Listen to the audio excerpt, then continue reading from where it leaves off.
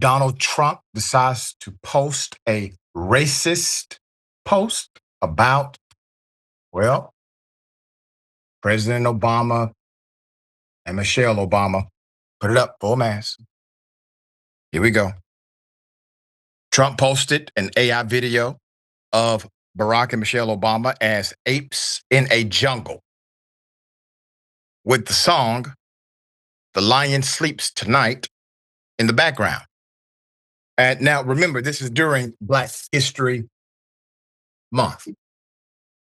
The Obamas briefly and suddenly appear near the end of the short video, which promotes false claims that voting machines help steal the 2020 election, with their faces superimposed onto the bodies of apes.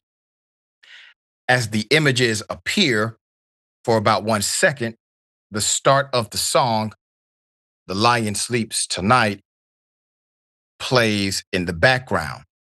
The longer version of the video, first published online in October by the same X account with this watermark.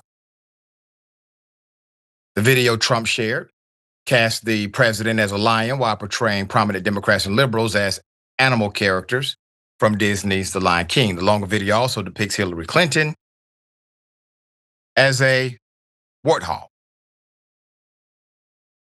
and the New York mayor, Mondani, as a hyena. The White House does have a response, but I don't want this to get lost in the back and forth. Obviously, it's racist. Obviously, it's bigoted, okay? There's another point in this that goes to what just happened in Fulton County. Once again, they are starting the rhetoric of a stolen election again. They're starting the rhetoric. So this was the genesis of the post about stolen elections from 2020.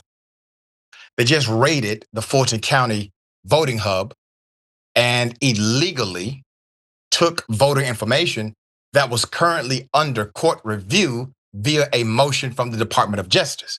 And instead of waiting for their court review to give them clearance or no clearance in order to do this insanity, they decided to file a criminal warrant against Fulton County and utilize that as their auspices to then steal voter information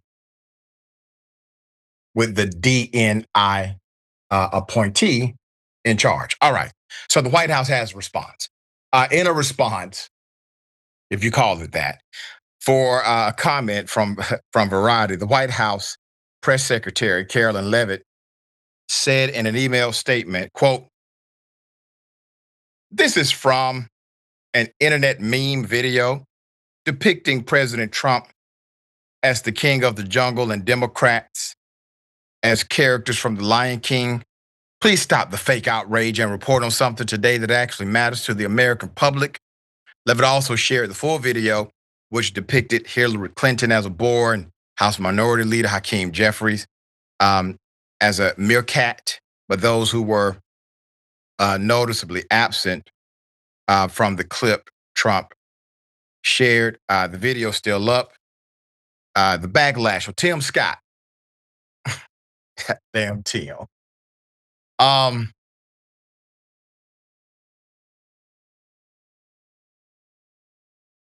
Tim Scott, the only black Republican in the House, tweeted, quote, "Praying it was fake because it's the most racist thing I've seen out of this White House.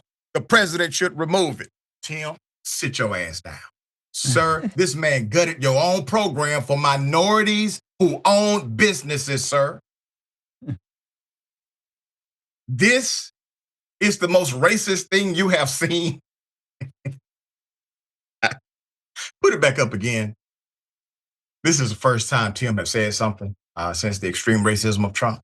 And he goes on record and says, praying it was fake. Praying? Sir, you're a United States senator. How about you call somebody? How about you demand something? How about you act as if you are an elected representative? The preacher can pray, but you were elected to do. Ben Rhodes, former speechwriter for Obama, wrote, "Let it haunt Trump and his racist followers that future Americans will embrace the Obamas as beloved figures while studying him as a stain on our history." End quote. Gavin Newsom weighed in on the matter. Disgusting behavior by the president. Every single Republican must denounce this now. CNN White House correspondent Ms. Treen reported, just broke the news that the posts had been taken down. Treen quoted a senior Trump administrator as saying, quote, "A White House staffer erroneously made the post. It has been taken down." The post was up for 12 hours. Ms. Treen noted. Politico's West Wing playbook scribe, Sophia Kai, had additional reporting from my own White House source saying, quote, "President Trump did not see the video, legitimately didn't. A staffer posted it." Sophia added that, quote, "Only a small handful of staffers have access to Trump's Truth Social account." So the spin is, well, Trump didn't do it. He didn't know about it. He didn't approve it. He was unaware, even though it's him and his name, his administration. He's responsible. He's in charge. He's the person calling the shots. You have a couple of issues here. One, if this is happening and he's completely unaware, he's completely incompetent, which obviously is true on many levels anyway. Two, the reason why this is even happening is because Trump approves of racism. If Trump did not approve of racism, you would not have the prerequisite context for anyone to believe that this would be okay. And third, if Trump was not protective of racism, no one would believe it came from him in the first place. They would have assumed that a staffer did it, period. But none of those assumptions carry. All right, Jackson, thoughts here. Yeah, my main commentary for this is, in response to Caroline Levitt basically saying that Americans don't care about this and the media is tripping. That can get kicked down the road endlessly because, as you pointed out, the main premise of this video, like, okay, let's take the ape stuff out. The whole premise of the video was that Donald Trump won the 2020 election, which he did not do. You also pointed out that he raided the Fulton County elections. And at this point, he basically on a daily basis announces that he's going to interfere with the midterm elections, whether it be him just suggesting like we shouldn't have them because he's doing so well. He suggested we should nationalize the elections, which is ridiculous. And Caroline Levitt also just said that she can't guarantee that there won't be ICE agents at the polls. So if we make a fuss about that, we trip him. If we make a fuss about the fact that Donald Trump has completely gone back on his economic promises, and that we entered January with the most job cuts since 2009. Millions of people lost their jobs last year. Hiring is at a standstill. Inflation is still up. All of these things, we're not supposed to make a gripe about that. Turn the other cheek. What about his imperialism? What about the fact that he's littered all over the Epstein files? This man is mentioned in the Epstein files more times than Jesus is mentioned in the Bible. And we spoke, all that's fake. All that's fake, but Bill Clinton, that's not fake. All the Democrats, all of that stuff is real. So, this can just gets kicked down the road endlessly. And as you pointed out as well, Donald Trump and his administration have carried out a variety of racist policies. And most of what they've done is via executive action because it's illegal.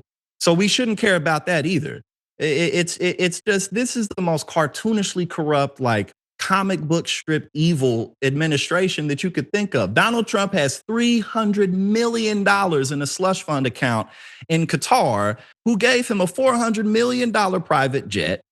The United Arab Emirates gave $500 million to his crypto firm. And then a few days later, they got access to American-made chips that Joe Biden blocked them from having.